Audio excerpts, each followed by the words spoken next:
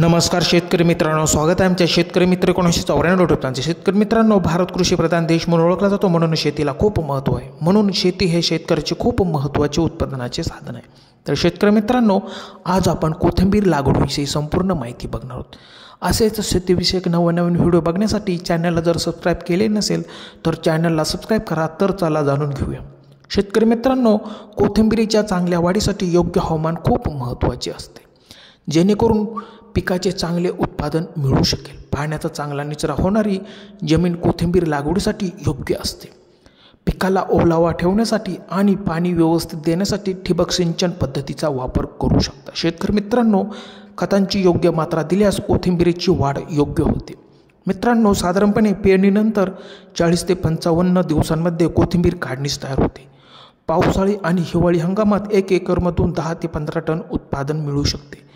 पेरणीच्या 2 महिन्यानंतर कोथिंबीरीला फुले यायला सुरुवात होते, यामुळे आधीच काढणे खूप गरजेचे असते।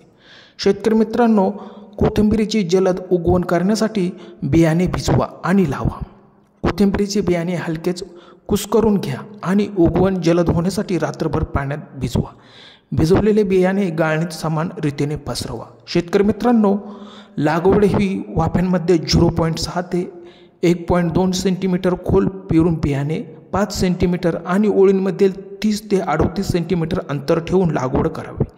मित्रांनो, सुमारे एकरी लागवडीसाठी 10 किलो बियाणे लागते। शेतकरी मित्रांनो, पेरणीनंतर 15 दिवसांनी nova green 23-15-15, Simax, sumo gold 2 gram यांसारख्या खतांचे मिश्रण फवारणीसाठी तुम्ही वापरू शकता। हे कोथिंबीरीची उंची वाढवते। पेरणीनंतर 25 दिवसांनी युरियाची फवारणी करणे खूप फायदेशीर ठरते। 10 लिटर पाण्यात 250 ग्रॅम युरिया मिसळून फवारणी करावी, यामुळे पानांची वाढ चांगली होते। मित्रांनो, पानांवरील डाग आणि रसशोषक किडींसाठी योग्य कीटकनाशके वापरा। फवारणी ही योग्य वेळी करणे खूप गरजेचे असते।